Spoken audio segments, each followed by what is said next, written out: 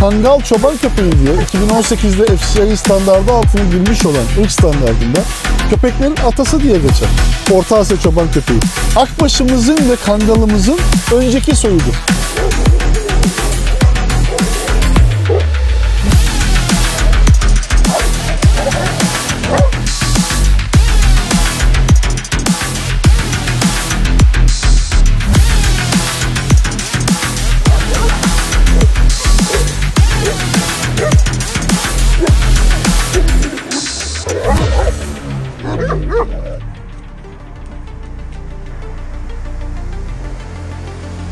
Federasyonda şu anda neredeyse sayımız 500'e geldi.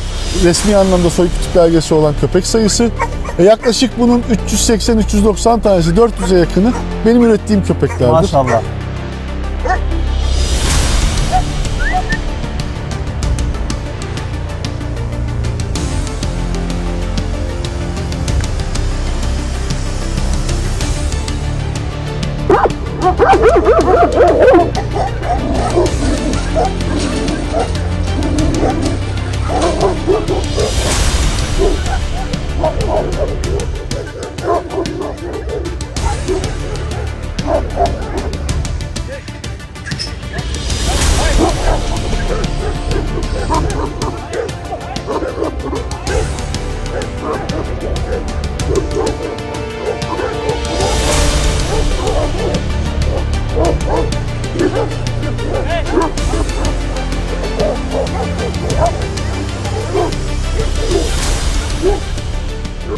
Yeni bir videodan herkese selamlar arkadaşlar. Türkiye'nin farklı noktalarını sizler için gezmeye devam ediyoruz. Bugün neredeyiz?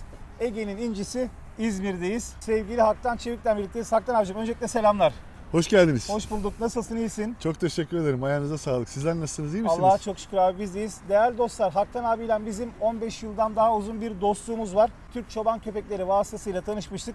Simina Giants köpek çiftliğinin sahibi Orta Asya çoban köpeği Alabay, Türkmen Alabay, Cao, Havşan abi. İşin uzmanından birlikteyiz. Şaka bir yana arkadaşlar. Aynı zamanda Köpek Irkları Kinoloji Federasyonu'nda Alabay Irk Derneği'nin başkanısın. Evet, Orta Asya Çoban Köpeği Irk Derneği başkanlığı yapmaktayım. Abi bu videoda ben anlatan değil dinleyen olmak istiyorum. Çünkü donanımlı ve bilgili bir insanın yanındayız. Öncelikle Haktan Çevik kimdir? Senin hakkında ve tesis hakkında bir bilgi alabilir miyiz? Elbette. Tekrar hoş geldiniz ekibine ve sana buraya vakit ayırdığınız için çok teşekkür ederim. Teşekkür Ayaklarınıza ederiz sağlık. Neredeyse çok yakın zaman içerisinde 50 yaşımı dolduracağım. Maşallah, benden geçtiriyorsun abi. 22 yıldır bu arkadaşlarla tecrübe edindiğimiz, hala da edinmeye çalıştığımız bir dönem içindeyiz. 2001 yılında başlayan benim köpek sevdam, Orta Asya çoban köpeği. İlk köpeğimin ırkını bilmediğim bir 5-6 aylık bir süreç. Çünkü Türkiye'de bilinmeyen bir ırk. Arkasından bu sevdanın kurcalayarak gelmesi, o yıllarda Türkiye'de daha henüz Köpek Irkları ve Kinoloji Federasyonu daha olmaması sebebiyle biz de çok yeterli bilgiye sahip değildik. 2010 yılında federasyonumuzun kuruluşu ve çalışması sonrasında bir şeyleri doğru yapmayı öğrenmeye başladık. Ve o zaman kendime de Orta Asya çoban köpeği ırkını, üretimini hedef koydum. Malum senin de bildiğin üzere dünyada FCI isminde tüm kinolojilerin tepesinde olan bir piramidinin tepesi diye bahsettiğim bir kinoloji birimi var. Türkiye'de de bu çatının altında Köpek Irkları ve Kinoloji Federasyonu'dur. Federasyonumuzun altında da ırk dernekleri vardır. Irk derneklerinin altında da üreticiler vardır. Sondan başlarsak ben ilk önce Orta Asya çoban köpeği üreticisiyim. Esas işim bu ırkı üretmek. Evet. Ama 2015 sonu 2016'dan itibaren federasyonumuzun yetkililerinin bu ırka olan merakım ve sevdam dolayısıyla bu ırkın derneğinin kurulmasını ve bunun bu ırkın Türkiye'de üretilmesi için dernek çalışmalarını, ricaları üzerine derneğimizi kurduk. Çok az bilinen bir ırk. Konuşmanın başlangıcında çok değişik kelimeler kullanıyor olmana rağmen orada bir ufak düzeltme istiyorum. Daha doğrusu düzeltme yapmak istiyorum. Alabay Rusçadan gelme bir kelimenin kısaltılmasıdır. İki kökten oluşmuştur. Ala ve bay. Ala beyazdan hariç ırkın değişik renkleri olduğu için çok değişik renklerde anlamına gelebilen. Evet. Bay da parçalı renkler. Parçalı renkler. Tek renkte olabilir, değişik renkler de olabilir.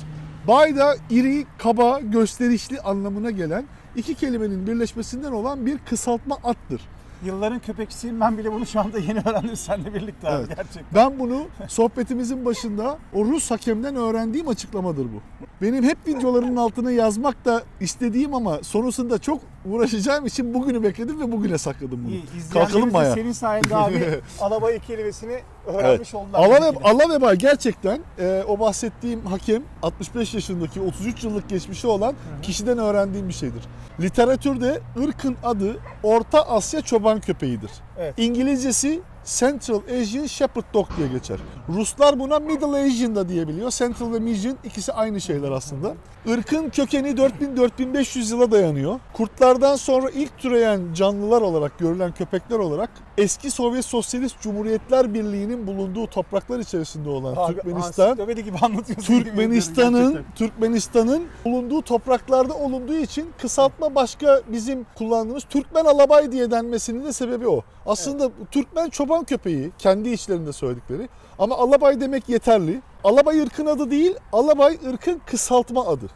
Kitapta, standartta Orta Asya çoban köpeği diye geçer. Peki bizzat Türkmenler de bu kelimeyi mi kullanıyorlar abi? Evet, alabay veya onlar kendilerince çoban köpek, kendi çoban köpekleri olduğu için Ovşarka derler. Bu Cao diye anlatılan şeyin de aslında yine İngilizce olan Central Asian Ovşarka'nın kısaltılmasıdır. C-A-O. Şu anda izleyenler aslında bunu iki ayrı ırk gibi tanıyorlar. Hayır, Buna kesinlikle girmeden değil. önce şöyle yapalım istiyorum ben abi. Gerçekten burası çok keyifli ve profesyonel bir tesis. Sağ ol. Emeklerine sağlık. Rabbim inşallah bir gün bize de bu kadar doğru peyzaj Daha edilmiş ilerini çiftlik nasip etsin. eder. Ben izleyenlere hem tesisi göstereyim istiyorum arkadaşlar. Oldukça keyifli ve profesyonel olarak tasarlanmış bir yer. Burası ruhsatlı bir işletme. Aynı Aynen. zamanda Haktan abi kedi köpek maması işiyle de pet endüstrisinde Esas mamayla ticaret alanımız uğraşıyor. evet oradır. Onun haricinde de birbirinden güzel köpekler üretiyor. Çok sevimli siyah yavrular var. Ben siyah rengine de bayılıyorum bu köpeklerin. Evet. Aynı zamanda da birbirinden güzel damızlık erkek köpekler var. İzleyenlerimiz Smyrna Giants and California Dog Hotel'in şu güzel görsellerini bir görsünler. Seve Biz de seve. onlar bu görüntüleri izlerken yavaş yavaş damızlıkların yanına doğru geçelim abi. Tamam, Haydi. tamamdır.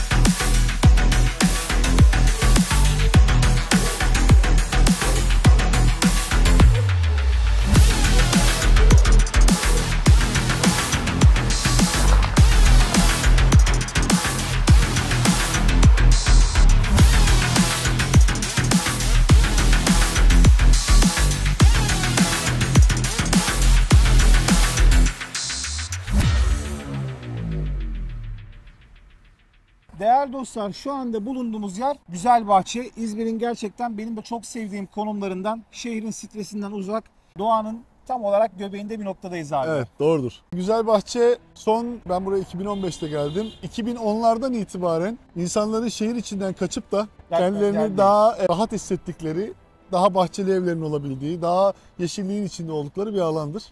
Yerimiz de İzmir'in çıkışından aşağı yukarı Hemen zaten otobanın yanındasın. 10-12 kilometre kadar uzaktadır. Tesisimizde burası hem İl Tarım Müdürlüklerinden hem belediyeden ruhsatlanma anlamında hem otel hem eğitim hem de üretim anlamında ruhsatı olan bir tesistir. Hem köpek oteli hizmeti vermekteyiz. İzleyenler zaten biz şimdi Türkiye'nin farklı yerlerinde çekim yapıyoruz ya, bazen dağın başındayız, bazen çiftliklerdeyiz. Çiftlik ziyaretlerimizde böyle profesyonel yaklaşımlara ve temizliğe yani herkes hayran kalıyor. Ben yurt dışına çıktığımda bu çiftliklerde bu tertip ve düzeni görüyorum. Kendi ülkemizde de bu kadar düzenli bir çiftliği görmek beni çok mutlu etti. Sağ ol, Şu an eksik olma. bulunduğumuz alan nedir abi? Bize bir çiftliğini tanıtabilir misin? Şimdi bahsettiğim işletme- üzere eğitimde bir yer verdiğimizi söylemiştim. Eğitim alanları olarak kullanabildiğimiz bir alan. Çünkü biz burada şehrin göbeğindeyiz. İnsanlar burada ne yaptığımızı da görmesi için çok alenen, hiçbir kimseden sakınmadan, yoldan gelip geçen herkes bizi seyredebilsin diye eğitimlerimizi burada veriyoruz. Daha önceden katılmış olduğum zamanlarda biz burada yarışmalar da düzenledik. Yazın köpeklerle oynadığım, stresimi attığım bahçemiz burası. Evet, yani insanlar kapıdan girdikleri zaman ilk önce bu güzel yeşil çim eğitim Aynen. alanı onları karşılıyor. Şurada da kapalı bir misafirhane var arkadaşlar. Aynı zamanda Haktan abinin kariyeri boyunca elde etmiş olduğu başarıların bir kısmının kupaları Aynen, da aynen. içeride mevcut. Girdiğinizde sizi çok güzel bir ahşap alan karşılıyor. Burada oturup çayınızı kahvenizi içip köpek sohbeti yapabiliyorsunuz. Klasik köpekçi sohbetleri. Aynen, aynen. Buyurun. Burası da sanırım depo değil mi abi, Evet, mamayla ilgili? evet, evet. Burada da yavruların sosyalliğinin olduğu bir yavru bahçesi mi? Otel hizmeti verdiğimizi söylemiştim ya. Evet. Burası köpeklerin lobisi. Müşteri köpeğini ilk geldiğinde buraya bırakabilir. Evet. İçeride gerekli kayıtları alınırken köpek burada gerekli beklemesini, oyalanmasını veya köpek teslim edilecekse burada yine çıkış için ukalalık gibi gelebilir. Lütfen yanlış anlamayın. Estağfurullah. Türkiye'deki bu köpek konusunu bir yerlere getirmek için literatürü bazen düzeltmeye çalışıyorum. Evet. Layığıyla yapan insanlar lütfen pansiyon lafını değil otel lafını Değil kullansınlar. mi? Doğru söylüyorsun abi. Bu benim nacizane fikrim. Bizde check-in ve check-out vardır. Check-in saati ve check-out saati. Sabah 8.30 ile akşam saat 6 arasında istediği zaman girip çıkabilirler. Bir de teslim aldığın şey canlı bir varlık. Aynen Kargo öyle. teslim almıyorsun Evet, nihayetinde. ve burada her türlü kayıtları ve müşterilerimize karşı hizmeti verebilmek için çiftlikte gördün mü bilmiyorum. 32 tane kamera mevcut. Evet. Burada giriş çıkışların kaydı, Tarım İl Müdürlüğü'nün zorunlu kayıt defterleri, avukatlar aracılığıyla yapılmış teslimat maddelerini imzalayıp girerler. Evet. Türkiye'de iddia ediyorum bunu. Çok enteresan bir konu. Akşam saat 6'dan sonra bizden köpeğini sahibi gelip teslim alamaz. O saatten sonra bizim usulümüz, biz köpeği vermeyiz. Saat 6'da güvenlik görevlisi gelir. Çiftlik tamamen kapanır. Her saat başı bütün köpekler tek tek kontrol edilir sabaha kadar. Sabah biz geldikten sonra sahibini teslim ederiz. Mükemmel. Zaten bu kuralcı yapı ve disiplin sayesinde başarı Aynen geliyor öyle. abi. Aynen öyle. Buradan o zaman yavaş yavaş çiftliğin arkasına doğru mu geçiyoruz? Evet. Yazıklar arka kısmında. Üretim alanı bu tarafta.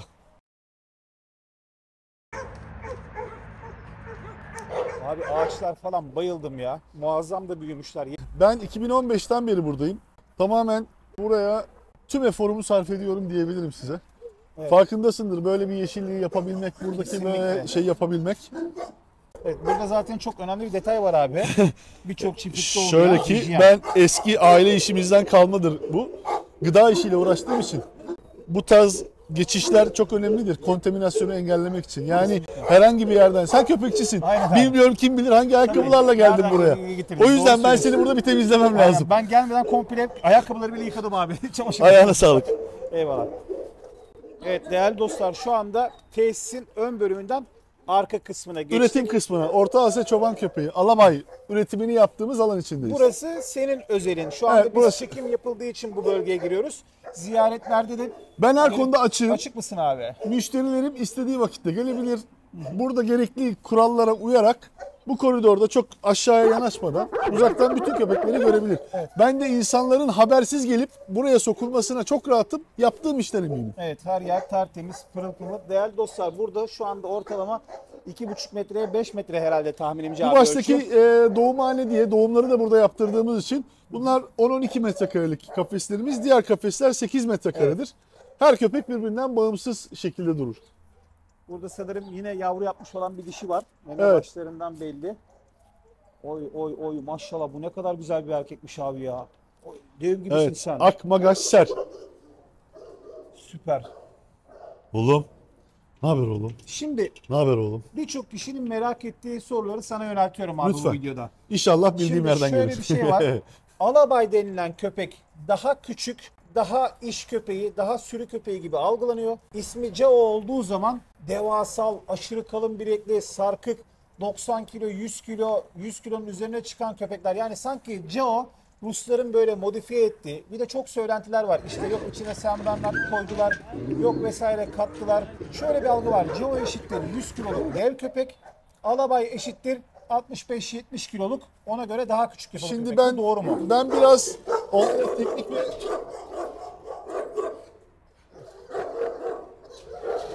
Güzel geçiyor aşağıda. ben olaya biraz teknik yaklaşan bir adamım. Çok güzel bir soru. Şimdi gezinti alanında Tamam olan abi. köpeklerimizden biraz tarif ederek, anlatarak bazı bilgiler vermek istiyorum. Bunlar da gün içerisinde sürekli olarak Sürekli böyle aşağı yukarı 20-30 metre uzunlukta 25 metrekare burası. Her bir kafes 25 metrekare. Gün içerisinde çok deli gibi yağmur yoksa yaz kış demeden köpekler tamamen burada. Sadece siyah köpekleri gündüz vakti güneşte çok tutmuyorum. bu arada videonun başında söylemiş olduğun alabayı, yani parçalı renk, Evet. ilk kelimeydi, diğeri de bayı de güçlü müydü? Değil mi? Ala ve bay. Bayın Karşılığı neydi kelime anlamı abi? Ala renkli, yani biliyorsun ki sırf beyaz olabiliyor, kahve beyaz olabiliyor, siyah beyaz olabiliyor. 14 tane olasılığı vardır burada. Standardın kabul ettiği olabilecek, standartta yazılı olan, Orta Asya çoban köpeği ırk standardında bahsedilen, ırk standardında yazılı olan olasılıklar. Her birinin tarifi var. Ala değişik renklerde olabilen, bay da iri, gösterişli, kaba, kalın, köpek anlamına gelen bir tariftir. Türkçe'de biz Y, Yozgat'ın Y'siyle kullanıyoruz. İngilizce'de bu Alabai, İzmir'in İ'siyle yazılır. Ama bunu Türkçe'de konuşurken Alabai diye demek de yanlıştır. Evet, alabay. Alabay. Aynen. Alabay. Hatta Ruslar dahi kendileri veya dünyanın her tarafında Alabay diye konuşuluyor. Peki bu Joe diye tabir edilen köpekler de gelip yarışmalara girebiliyor mu? Şöyle söyleyeyim. Yine tekrar tarif olsun. Jao, Central Asian Ovcharka. Türkçesine Orta Asya çoban. Ovcharka, Evet. Rusçadan gelen Aynen. çoban köpeği. Aynen. Kafkas'ta ne diyorlar? Kavkajin Ovcharka diyorlar. Evet. Yine çoban köpeği. Evet. Anlatabildim mi? Jao olunca ayrı bir köpek olmuş olmuyor. Irk standardında çeşitli santimlerle belirlenmiş ölçüler var. Ama bu santimleri çok geçince ırk standardı olmuyor. Alabay oluyor, Jao oluyor diye bir tarif yok. Erkek köpek erkek görünümünde olmalı, feminen olmamalı. Yani çok tercih edilmiyor. Tarifler bunlar. Bunlar benim uydurduğum kelimeler veya şey değil. İsteyenler alabaytürkiye.org derneğimizin resmi sayfasıdır. Orada ırk standardının İngilizceden birebir çevrilmiş hali vardır. Merak edenler ırk standardını düzgünce okuyabilirler. İngilizcesi olanlar İngilizceye çevirip İngilizce tarafından da bakabilir. Şimdi burada gördüğünüz köpeğimin adı kısaca Bam Bam diyorum. Orada gördüğünüz köpeğimin adı Keş. Tabii, Şimdi karakteristik ırk özelliğini de gösteriyorlar. İki evet, tane iki baskın erkek birbirlerine güç gösterisindeler. Şimdi bu Çok güzelmiş abi. Yanına girebiliyor muyuz? tabii ki Tamam. Ay maşallah. Bu videoyu açtığımız erkek değil mi? evet. Sen ne güzelsin ya. Tam bir beyaz kutup ayısı gibi abi. Gerçekten öyle. Ay maşallah. Gel, Şunun sırt Keş. kalınlığına bak ya. Keş. Keş sen ne güzelsin ya. Şimdi buradan tarif Oldukça edeyim. güzel bir örnek değil mi bu abi? Bu şimdi bizim Türkiye'de de şöyle bir yanlış algı var. Gel Keş gel. Gel. Bizim biraz Türk insanımızın yapısı. Köpek ne kadar iri olursa O kadar iyi. o kadar iyi. Külliyen yanlış bir Keş beni devirecek itiyor. külliyen yanlış bir beklenti. Şimdi burada bakılması gereken, sen de bunu çok iyi anlıyorsun. Anatomik açılar, basarlar, kafa yapısı, göz rengi. Ya bu video yetmez, sana 3-4 tane video çıkartırım. Evet, kesinlikle abi. Kesin Boyut olarak bence çok iyi. ideal ve maksimum bence Evet, bu bence kadar irilik olmalı. bu kadar Şimdi olmalı, değil mi? amaç çoban köpeği. Evet, Bu çalışabilen bir köpek. köpeğin sürünün başında gidebilmesi için daha ekstra büyük olursa bu köpek koşamaz ki. Bu köpek kurtla, çakalla, tilkiyle mücadele edemez ki. Burası 80'in üzerinde galiba değil mi abi? Bayağı Çok üzerinde daha yani. fazla. 84 var Ya herhalde. benim kalibrasyonumla 85-86'dır. Başkası bunu 90 diye de ölçebilir. Evet. Hayatımda Ondaki- şimdiye kadar hiçbir zaman Sen- metreyle ve kiloyla hiç Aynen, konuşmadım. videoya girmeden önce söylemiştin. Dedin ki herkes geldiğinde bu köpek kaç santim, kaç kilo. Ülkemizde iri köpeklerde böyle bir beklenti doğuyor abi. Evet. Şimdi bakın karşıdaki köpek aşağı yukarı 76-77 santim maksimum olabilecek. Doğru mu? Evet. Belki 75. Şimdi o 75 santim alabaysa bu 85 santim alabay olmuyor mu? Hayır, değil. Evet. Burada altın ölçü denilen bazı ölçüler vardır. O görseli de atacağım sana. Bizim dernek sayfamızda, Instagram sayfamızda o ölçülerin gerçekten açılarla tarifi var. Çok güzel bir görsel. O şeyi biz bazen çok beğendiğimiz köpek oluyor ya. Aslında o açılara uyan köpeğin şeyidir. Şimdi üretici zihniyetinde kusursuz köpek yoktur. Kusursuz köpek standartta tarif edilen köpektir. Evet. Üretici olarak bizim amacımız o tarife uygun köpeği üretmek. Bakın kişi görüyorsunuz önden arkadan giderken. Bu kadar iri başka yerlerde gördüğünüz köpeklerde. Evet. A- Muhakkak bazı problemler lokomotif olabiliyor. hareketleri ne kadar sağlıklı ve düzgün yapıyor görüyorsun. Evet, kesinlikle boyutuna göre oldukça güzel. Değerli dostlar, bu video böyle biraz daha bilgi içerikli bir video. Evet, bizim izleyenlerimiz bilgi almayı gerçekten seviyor. Beraberinde de bazen aksiyonlar oluyor. Bazen köpeklerin kurt peşinde koşmasını çekmeye çalışıyoruz. O başka. Ama Bu videoyu özellikle ben senden çekmek istedim. Niye? Alabay konusunda çok ciddi bir bilgi kirliliği var abi. Aynen. Gerçekten var. Aynen. En azından senin gibi bu işi bilen dernek başkanını yakalamışken doğru bilgileri de izleyenlere Tek aktaralım istedim. meraklılara, yeni gelen gençlere, Kesinlikle. bu ırka merak duyan insanlara şunu rica ediyorum. Türkmen alabay, cao, aborjin, Evet. alabayi, literatürü, bizim kullandığımız kelimeleri çok değiştirmeye gerek yok. Ya Orta Asya çoban köpeği diye kullanalım ırkın adına ya da alabay diyelim. Bir de şu var. Rusya'da özellikle ve Balkanlarda, bu çok geniş bir coğrafyadan bahsediyoruz. Muhakkak ve muhakkak caolar genelde boğuş amacından, Evet. köpek dövüşü amacından daha köpeklerin irileştirilip Evet. daha kilo aldırılmış. Halleri. Öyle bir köpeği, sen de yarışmalara çok gelmiş, yarışmaları bilen birisin. Öyle bir köpeği sen yarışmaya soktuğunda böyle biblo gibi köpeğin yanında o köpek derece Evet, alamaz. alamıyor çünkü zaten yatıyor. Atıyor kendini yani. Gidemiyor. Veya köpeğin basarları kötü. Evet. Ya ön ayakları vücudun önüne bakması gerekirken açılmış vaziyette. Arka bacaklar displazinin önde gideni X bacak olmuş vaziyette. Bu köpekten siz doğru düzgün bir yavru alamazsınız ki. Yetkili bir hakem bu köpeği gördüğünde buna üretilebilir izni vermez ki. O köpeklere bakın. O köpeklerde genelinde soy kütük belgesini göremezsiniz. Evet. Bu arada yan tarafta da arkadaşlar genç dişiler var. Sanırım yaşına yakın ya da yaşının altındalar mı? 10-11 aylıklar şu 10-11 anda. Tam aylık civarında üç tarihlerini tane hatırlamıyorum. dişi var. Abi alabayda kulaklı ve kuyruklu çok ilginç görünmüyor mu ya? Ya alışamıyorsun çünkü bu bir gerçek. Alabayın, evet, ben de mesela zevke istinaden köpeklere estetik yapılmasına ben de karşı bir adamım ama yüzyıllardan bu yana yapılan bir uygulama var. Binlerce Evet. yıldan bu yana. Yani ataların da ben birçok şeyi boşa yaptığını düşünmüyorum.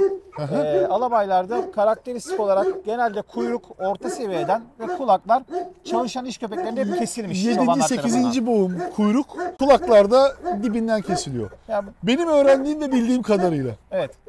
edindiğim bilgiler. Bu köpekler bahsettiğim gibi alan koruma, saha koruma, çoban köpeği olduğu için bunlar dağda, yabani ortamda Başka köpeklerden kapıştıklarında kapışıyorlar, evet. ilk kaptırılacakları yerler kulakları ve kuyruğu olduğu için 2-3 günlükken, daha yavrular çok ufakken kulak ve kuyrukları hemen kesiliyor. Evet. İyileşmesi çok daha kolay oluyor. Aynen. Ama günümüzde Türkiye'de 2015'ten sonra doğan köpeklerde ola ki yarışmaya katılacaksa ve üretimi yapılacaksa kulaklı ve kuyruklu olması tercih edilir. Ben yıllardır köpekleri kulaksız ve kuyruksuz gördüm. Evet. Bana da çok değişik geliyor ama bu düzene ayak uydurmak durumundayız. Kesinlikle. Biz bir Çünkü geçiş dönemindeyiz. Bu geçiş dönemi bize denk geldi bu tarz konuyla köpek alakalı. arazide asli görevini yerine getirmiyorsa ve çiftlik ortamında ya da ev ortamında besleniyorsa görsel estetik anlamında kesmek çok da doğru ve mantıklı değil. Yani. Yani hayvan Ama gerçekten bir koruma yapacaksa, bir alan koruma yapıyorsa, dağda bir çiftlik evini koruyacaksa veya bir damın bekçisi ise kesilebilir. Bu arada biz Gürcistan ziyaretinde de abi arazide çalışan çoban köpeklerini görmüştük.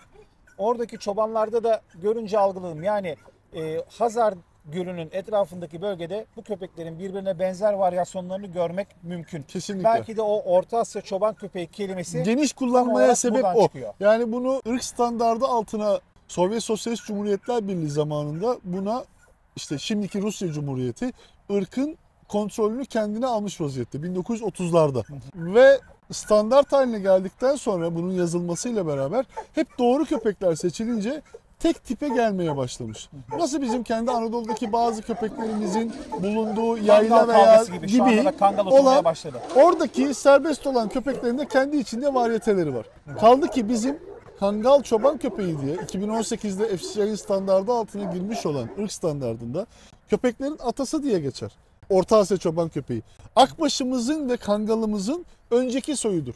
Mezopotamya'ya, şimdiki Anadolu topraklarına göçmesiyle beraber gelen köpeklerimizin Sivas merkezli olmak üzere yayılması, Evet. köpeklerin biliyorsun o videoda gördüğüm ne kadar benzer köpekler vardı. Gürcistan'da da var, Ermenistan'da da var. Siyah maske Nahçıvan'da ve var. boz renk Aynen. bizde daha netleşiyor Türkiye'de. O köpeklerin bir kısmının Eskişehir'de olmasıyla akbaşlarımızın olması Evet, gerçekleşmiştir. Kesinlikle. İnsanoğlu üretimde farklı bir kullanmıyor ama doğru üreticiler Hayvancılığın göçünden birlikte köpek de bölgeye göre Aynen, değil mi? aynen o Şekillenmiş. şekilde, aynen Bu öyle. arada birbirinden güzel siyah yavrular vardı abi. Evet. Aynı zamanda da iki tane siyah erkek yetişkin damızlık var. Bunlardan bir tanesi biraz daha iri. Birisi ona göre biraz daha küçük yapılı Evet. ama o küçük yapılı olan köpeğin kafa yapısına ve vücuduna bayıldım. Benim Gel Yaman abi. bunca yıllık üretim hayatım içerisinde çok doğru nasip olan, çok doğru şekilde gelen bir yavrudur. Kafa yapısı ırk standartında kullanılan bir hakemlerin kullandığı bir tabir. Rustik, klasik böyle Evet. derler. Tarife çok yakın olan bir kafa yapısıdır. Gördüğün üzere de çok estetik geliyor Kesinlikle. gördüğün zaman. İşte bahsettiğim Kafasının- o oran Evet. kelimesinin şablonu olan bir Bunu köpek. ilk defa burada paylaşıyorum. Bu lafı da ilk defa duyduğuna inanıyorum. Irk standardında alabay köpeğinin kafası yuvarlak gelmeli. Kafa yuvarlak olmalı. O zaman bizzat gösterelim mi izleyenlere bunu? Ee, Gidelim mi o köpeğin yanına? Hem evet, yavruları da görmüş evet, oluruz. orada göstereyim. Tamam abi. Tarifini orada yapayım ben size. Mesela. Mavi Evet. mi deniyor buna abi? Blue diye tarif ediyoruz. Çok az denk gelen renklerden bir tanesi. Kafa yapısının çok hafif eksiklikleri var ama renk olarak çok nadir bulunan Evet. renklerden bir tanesi. Yine burada farklı bir ton daha var. Sarı beyaz var. Drago nerede? Şurada galiba. Şu mu abi? Burada. Burada. Evet. Bunu dışarıya alabiliyor muyuz abi? Mümkün müdür? Maşallah. Evet. Yılan gibi köpek. Anadolu tabiri abi sana. Şimdi burada kafa yapısı burada silindirik geliyor görüyorsunuz. Kulağın üst noktası, göz ucu ve burun. Bir cetvel koyduğunuzda çok estetik gelmeli. Evet. İnce gelirse somağın boşluğundan kafa üçgen gözükür ve güzel gözükmez. Ayrıca kafatasını bir alabayda en önemli noktadır. Kafayı bir bütün böyle görürseniz %56'ya 44 gibi veya 45-55 gibi. Buranın kafanın biraz daha uzun. Burası 45 kalan kısım gibi. Somak dediğimiz yer buraların dolu olması gerekiyor. Buraların çok sarkık olmaması gerekiyor. Malak dediğimiz kısmı. Yaşlandıkça bu olabilir, artabilir, sorun değil. Ama 3-4 yaşında sağlıklı bir erkeğin... Özkan. Gel oğlum gel. Gel. Nerede? Onun gezisi var, oynayası var. Hakemler bütün ırklar için geçerlidir bu. Köpeklere ilk başta kafadan başlarlar. Köpeğe şov duruşu gösterildiğinde ilk gösterilen kafa yapısıdır. Bak biraz önce tarif ettiğim aynı kafa. siyah erkeğin kız kardeşidir. Bunun da adı Dora. D batını yavrularım. O Drago, bu Dora. Aynı şeyi görebiliyor musun? Kulak Evet, ucu, aynı açı. göz ucu ve bunu sabit bir resimde tarif edebilirsiniz. Bir cetvel koyduğunda ben hep şey yaparım. Bir resim görürüm, hemen kredi kartını çıkartırım, böyle bir incecik çizgi tutuyorsa güzel bir kafadır. Kesinlikle abi doğru söylüyorsun. Bak Burada bu da köpeğin siyah bir dişi var. daha inceye gidiyor kafa. Gördün mü? Burnu. Evet, bu biraz daha yaşlı bir dişi herhalde. değil mi Yaşlı. abi? 7-8 yaşında var bu da. Bihter. Ne oldu kızım? Ne oldu kızım? Orta Asya çoban köpeğinde göz kenarlarının beyazının çok gözükmemesi gerekir.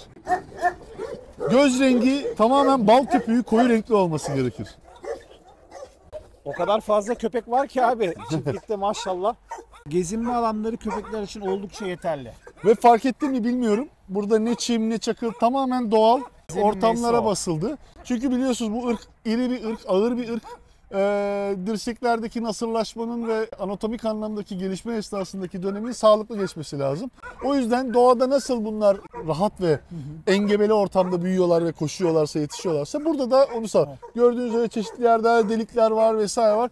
Hiçbir şekilde ben görseli güzel olsun diye yerleri şey yapmam. Temizlik anlamında temizleriz ama engebe eklem gelişimi için, pati gelişimi için, Kesinlikle omuz lazım. ve kol için çok gerekli olan bir şey. Kesinlikle. Peki abi şimdi burası en nihayetinde ticari bir işletme. Evet. Sen iri ırk besliyorsun. Bu kadar sayıda iri ırkı nasıl doyuruyorsun? Tamam mama satıyorsun ama sattığın mamaları buraya yediriyorsan burası para kazanmaz. Ben sana Aynen söyleyeyim. yani o imkanım olmasa bu iş yapılacak bir iş değil. Türkiye'de kaç tane yer gezmişsindir? Evet.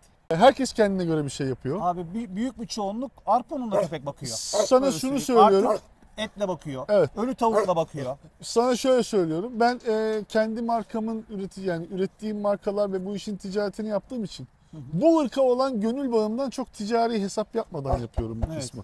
Federasyonda şu anda neredeyse sayımız 500'e geldi. Resmi anlamda soy kütük belgesi olan köpek sayısı. Yaklaşık bunun 380-390 tanesi, 400'e yakını benim ürettiğim köpeklerdir. Maşallah. Nerede neyin olduğunu 3 aşağı dernek başkanı olmam sebebiyle de kayıtlara ulaşabiliyorum. Türkiye'de şu an kayıtlı kaç alabay var abi? Net ezberimde değil. Son gelen Tahmini. secereler 500'ü bulduk sanıyorum. Maşallah. 500-510 civarı. Soy kütük belgesine sahip. Yurt dışından çok talep görüyorum. Şanssızlığım, İzmir'den uzak kalıyoruz. Evet, evet. Kendi soy kütük belgemin yurt dışında başka bir üreticide veya başka bir yerde olması çok önemli.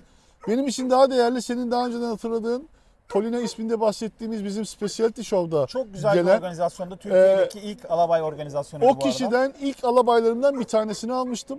2 sene önce yine Instagram'da bulabilirsiniz. Aynı harfe geldi, L harfine. Torununa da L harfi verdim. Onun Lysan is Chloe diye giden bir ismi vardı. Bendeki de Lysan Simirna Giants. Kendisinin yaptığı özel ırk yarışmasına gönderdim. Dedesi ölmemiş miydi, sen nereden çıkardın bu köpeği diye bir şaşırdı kendisi. Sorun aynısı çıktı. Aynısı çıktı.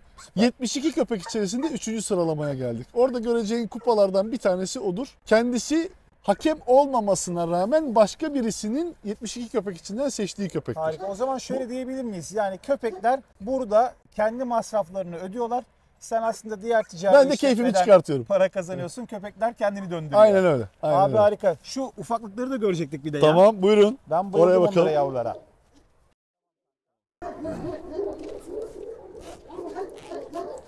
Evet, siyah yavrularımız ileride. Şu an yavrular kaç günlük oldular abi? Göreceğiniz yavrular ya 31 ya 32 günlükler tam tarihleri.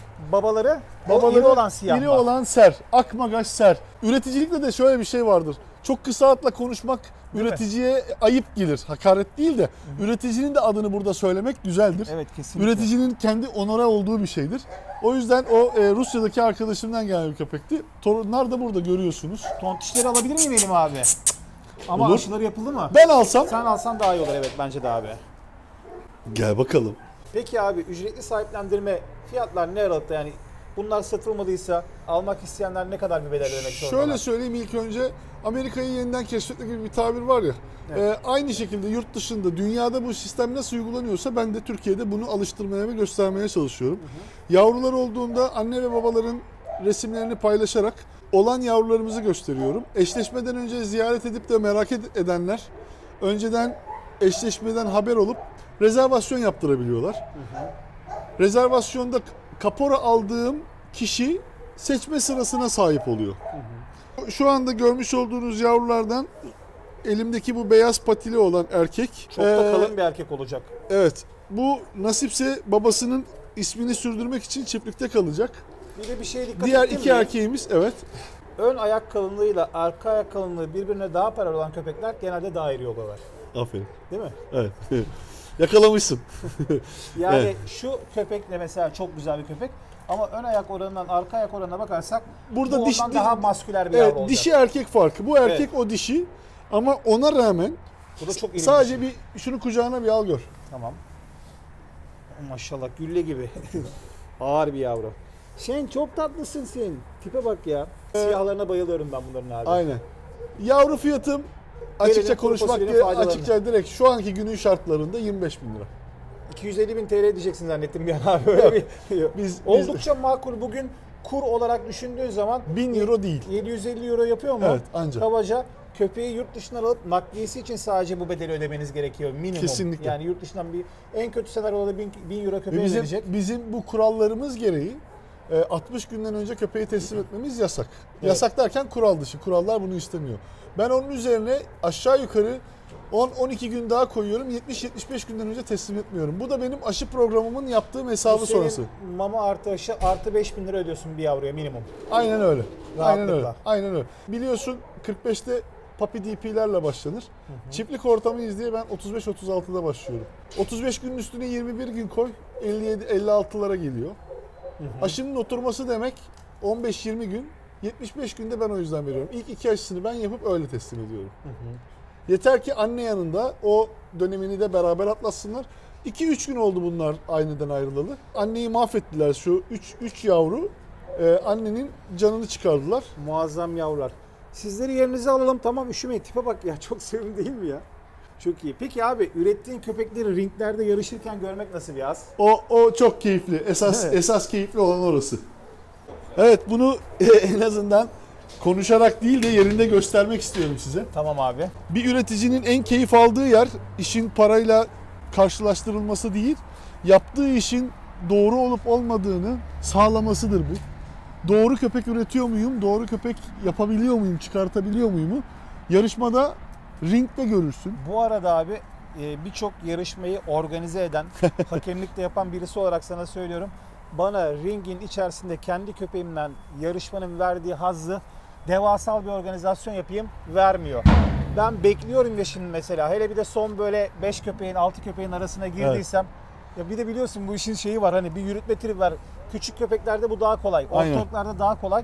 Büyük bir köpeği ring disiplininde hakeme sergilemeye çalışmak çok zor bir şey. Ve senin benim boyutlarımda biz estetik kalamıyoruz Koşamıyoruz. maalesef. Yetişemiyoruz. Aynen öyle O yüzden abi. bizden çok handler olmaz. Yakışıklısı Aynen. bunun işin yakışanı, yakışıklı derken yakışanı daha köpeği daha estetik taşıyabilecek olan boyutlarda olabilmek, Aynen. sen ben dışında. Kesinlikle. İzleyenlerimiz de mesela bu bilgileri buradan ekstra olarak alsınlar. Değerli dostlar, yarışma işi başka bir iş. Bir köpeğin dağda asli vazifesini yerine getirmesi, ovada yerine getirmesi ayrı bir konu. Aynen. Ama yarışma apayrı bir konu. Yarışmada ilk önce köpeğin ırk standartlarına bakılıyor. Karakterine de bakılıyor. Alabay Kesinlikle. karakter incelenmesi bir köpektir. Mesela birçok ırkta, sen de biliyorsun, köpeklerin birbirleriyle hırlaşması diskalifiye sebebidir. Evet. Çok hırlaşıp sahibinin kontrol edememesi Fazla veya agresif yapması. diyorlar. Orta Asya çoban köpeği ırkının ringine geldiği zaman Sakin. o limit biraz daha yukarıda. Evet, Hayır. evet. Bu makul karşılanabiliyor. Evet. Çünkü karakteri gösteriyorsun Kesinlikle orada. öyle. Yani Orada çok sadece da bir alapay olamaz yani. aynen öyle. Aynen öyle. Evet, buyurun. Burada gördüğünüz kısım sadece burada biraz kendimizi gösterelim diye yaptığımız kısımlar. Şundan bende bir tane var. Evet, bu evet. Ben yurt dışından gelenlerden göstermek istedim hangisi vardı diye. Şimdi bir anda bulamadım. Hepsinin bir hikayesi var Hepsi abi. var. Şimdi Hepsinin tek tek ringde hatırlamam yaşanmış lazım. bir Bakın sitesi var. 2018, 2014. Evet. Yani JBIS, bu da Junior Best in Show arkadaşlar. aynen demek. öyle. Bunu Lysan denen o biraz önce bahsettiğim Genç köpeğimi köpek aldım. şovun birincisi olmuş tüm Evet, şovda. bütün ırklarda, bütün gruplardan çıkan köpekler içerisinde birinci seçilen köpek anlamına geliyor Evet. bis. Orada bir tane Şampiyonlar Ligi kupası var abi. Evet.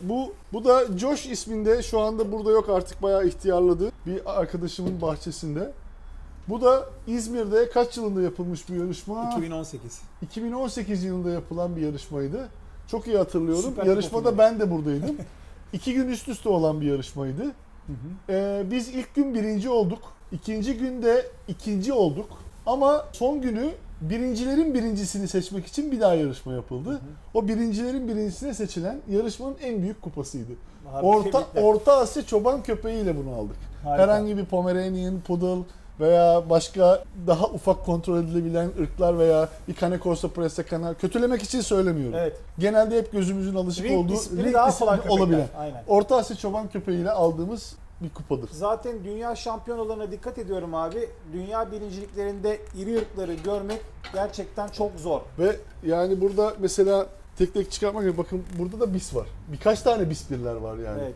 Anlatmaya çalıştığım. Şimdi bunu da bir açalım izleyenlerimize. Bilenler de vardır, bilmeyenler de vardır. Arkadaşlar, köpekler ilk önce kendi yaş gruplarında Ve yarışıyorlar. Kendi bu cinsiyetlerinde ırklarında yarışıyorlar. yarışıyorlar. Evet, kendi ırklarında. Best of breed alır orada. Irkın iyisi anlamını alır. Sonra best of Sonra grup. gruba geçer.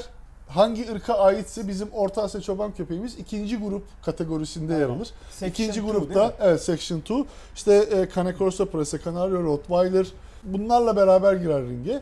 Orada grupların içerisine her ırkın birincisi girer. Yani Best in Show'a gelene kadar en Hep az 2 yarışmada birinci olmalı Minimum, ki minimum. ondan sonra Minimum. üçüncüde yarışabilsin. Aynen. O zaman şöyle yapalım abi. Yeni bir yarışma etkinliği daha olursa ben de bir köpek bulayım. Ya da senin ringdeki içeridekilerden biri alıp gireyim ringe. Seve seve. O heyecanı seve. yaşayayım. Bu arada burada düzenlenmişti arkadaşlar yarışma ve Türkiye'deki tüm alabay köpeklerinin katılabileceği bir organizasyondu. Özel ırk Sadece yarışmasıydı.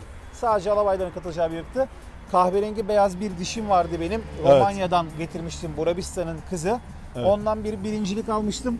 Bir de Evet, siyah beyaz İskender vardı. Bir birincilik de ondan Bravo, almıştım. hatırlıyorum. Vallahi bravo, İskender'den. doğru diyorsun. Aynen Doğru. abi. Çok heyecanlanmıştım O resimler orada. dernek sayfamızın Duruyordur. altında. Bende de duruyor hala. Var, Onları var, da bulursam var. ekleyeyim Evet, buraya. evet. O zaman tabii daha çıtırım abi. Biraz daha gencim o dönemler. Değerli dostlar, gerçekten İzmir'de muazzam bir tesis ve çiftlikteydik. Alabay, Türkçe tabiriyle Alabay, Orta Asya çoban köpekleri hakkında Haktan abiden birbirinden kıymetli bilgiler aldık. Abi ben öncelikle izleyenler ve kendi adıma sana teşekkür etmek Ben isterim. teşekkür Niye? ederim. Gerçekten profesyonel bir tesis. İnsanın kendisine saygısı varsa işine de saygısı vardır. Teşekkür Bu da ederim. zaten her bir santimetre kareden belli oluyor burada. Sağ ol. Verdiğin Ayağınıza bilgilerine sağlık. de ayrıca teşekkür ediyorum. İstanbul'dan kalkıp vakit ayırıp emek verdiniz. Ağzınıza, Eyvallah abi, ne emeklerinize, kollarınıza sağlık. Kamera arkasında gözükmeyen arkadaşlara da teşekkür ederiz. İzleyen herkese de teşekkür Herkese ederiz. teşekkür ederiz. Bu arada burası ziyarete açık. Herkes istediği zaman gelebilir. Smyrna Giants adı altında benim üretici adımla olan Instagram hesabım var. Oradan ulaşabilirler. Otel hesabımız California Dock Hotel diye hesabımız var. Ulaşabilirler. Burası haftanın 7 günü. İstedikleri zaman insanların gelip Saat yavru 6'dan bakabileceği. önce. Tabii. Lütfen. 6'dan sonra kapılar kapalıdır, giremezler.